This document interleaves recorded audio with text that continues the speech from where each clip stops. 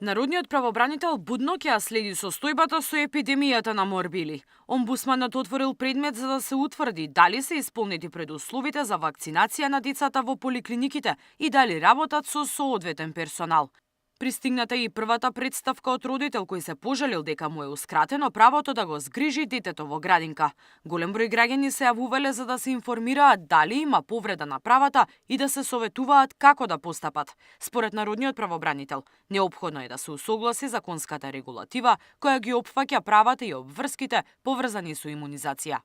Акцентот треба да се стави многу повеќе на почести контроли, на времени контроли во текот на целогодишниот период, да не ни се случат состојби како што се случија сега, за да можат надлежните органи благовремено да алармираат за бројка на деца кои што не се офатени со вакцинацијата, имајќи во предвид дека јавноста, самиот министер укажува на бројка од над 1000 деца невакцинирани, што е навистина загрижувачка бројка. Секој ден родител има право да биде информиран за каква вакцина станува збор, каков е квалитетот на вакцината кој што ја дава, можни ли се некакви ризици од приемот и така натаму и така натаму. Само на таков начин може да се промени состојбата, моменталната состојба со оној отпор кај родителите за вакцинирање на нивните деца согласно календарот за имунизација. Од меѓаши сметаат дека потребна е поголема одговорност од Министерството за здравство. Според првата детска амбасада не е можно министерот да води поголема грижа за децата од самите родители.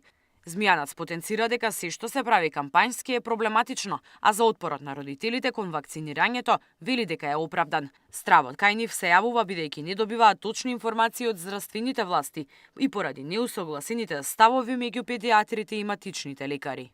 Родителите со право се загрижени, ова е навистина голем притисок, би рекол, и уцена од страна на Министерството за здравство. Се врши огромен притисок, без при тоа да се дадат одредени гаранции и да се превземе одговорност ако се случат одредени последици при примање на вакцина од страна на децата, односно родителите. Родителите имаат изгубена довербата во здравствениот систем, не веруваат во квалитетот на вакцините и секако се бара од нив одговорност дури кривично да се гонат и глоба ако не ги вакцинираат децата и нема да бидат вклучени во градинка и основно училиште, а при тоа Министерството за здравство не презема одговорност за последиците што ќе се случи со тие вакцини кои не се доволно сигурни родителите дали се квалитетни. Според меѓаши со изречената забрана за згрижување на невакцинирани деца во градинките се прекршени повеќе детски права. Најмногу страдаат оваа ситуација децата.